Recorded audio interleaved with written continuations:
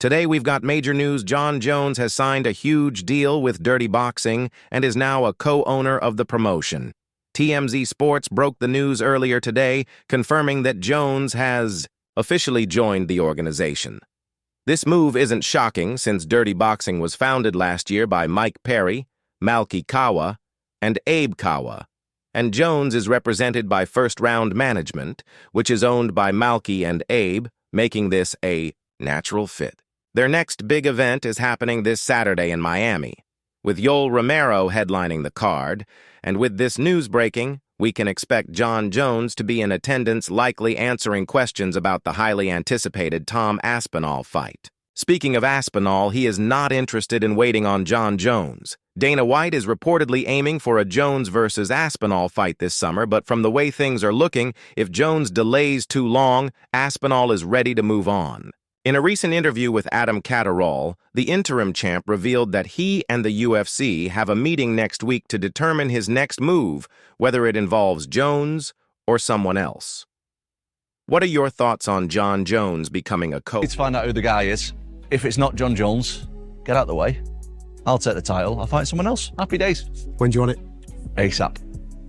International Fight Week sounds nice, doesn't it? I like it. I like it. I like any time sounds good for me, but I'm ready to go whenever they let me know. I've told them that as well. As I said to you a minute ago, I've been training day in, day out since before Christmas. I'm fit, ready to go whenever they want. I can fight this weekend if they want me to. Considering the reassurances Aspinall's received from Dana White and the UFC, he's confident the fight will happen.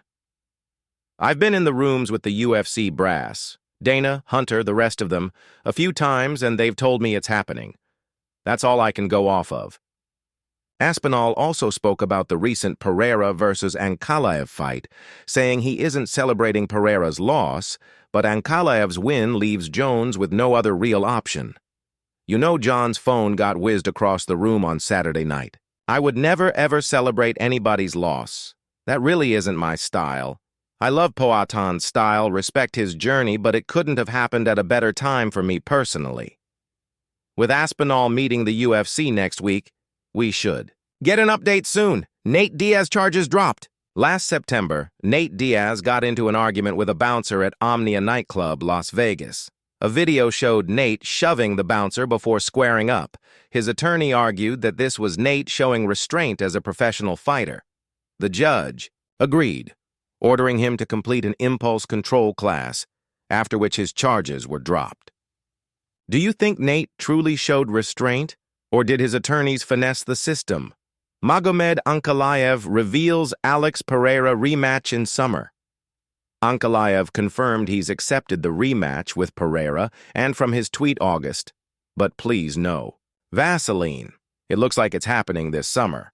He also took shots at Jon Jones, doubling down on his Tom Aspinall chicken comments and posting a photoshopped image of a chicken with Jones's head, mocking him with Johnny Chicken Bones. Come back to light heavyweight and fight Big Ank. Stop running. Do you want to see Jones versus Ankalaev at 205?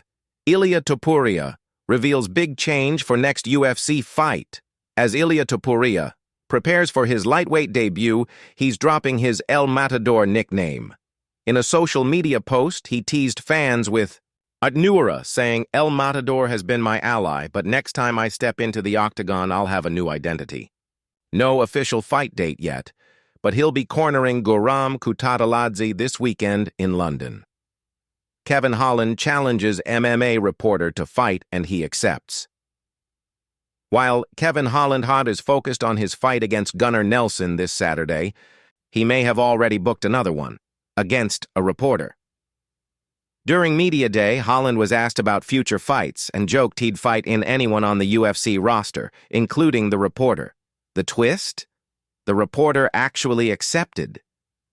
Anybody, so I don't really get what you're asking me. Are you asking me, am I going to travel again? No. I am asking you if you are interested in fight with Shara. I'm interested in fighting everybody underneath the sun. I mean, if you sign up for the UFC and you want to fight, I'll fight you. Fight's a fight. That's how I get paid. Challenge accepted. All right, well, we can go to the locker room right now. No problem. Kevin Holland challenges MMA reporter to fight, and he accepts. If the reporter is really willing to step into the cage with Holland, it's safe to say Holland would be down. But first, He'll focus on snapping his two-fight losing streak against Gunnar Nelson, who hasn't fought since his 2023 armbar win over Brian Barberena. UFC updates with the Edwards versus Brady card in London. This weekend, let's check the latest UFC updates. Juliana Miller versus Ivana Petrovich has been added to the May Des Moines card, with Miller looking to snap a two-fight skid. In June, Rose Namajunas versus Miranda Maverick and Alonzo Menefield versus Umar Sy are expected to be added to a UFC Atlanta card. Also, reports suggest Kyoji Horiguchi is close to returning to the UFC after leaving in 2017 on a three-fight win streak. Meanwhile, the UFC is finalizing a debut event in Azerbaijan. Possibly in June, Sean Brady sends a warning to Leon Edwards. Ahead of his fight this weekend, Leon Edwards believes a win puts him back in title contention. Sean Brady thinks otherwise, warning Edwards that his focus on Belal Muhammad could cost him. I think it's a bad look for Leon to think about others when all I'm thinking about is fighting him. Edwards, however, seems confident, even calling Brady smaller than expected after their first face-off. Despite this, Brady remains the slight betting favorite going into fight night. MMA community reacts to Conor McGregor's shocking news. After visiting the White House for St. Patrick's Day, Conor McGregor announced his bid for the Irish presidency, making a case against Ireland's EU migration pact and calling for a referendum. He urged Irish voters, vote McGregor and have your voice heard. Despite his enthusiasm, sportsbooks list McGregor as a plus 2,500 underdog, meaning a $100 bet would return. $2,600 if he wins. Fans reacted with mixed emotions, some mocking the idea, while others joked about an MMA-style political campaign. McGregor for president leg kicks for legislation. Dana White suspends fighter for using PEDs.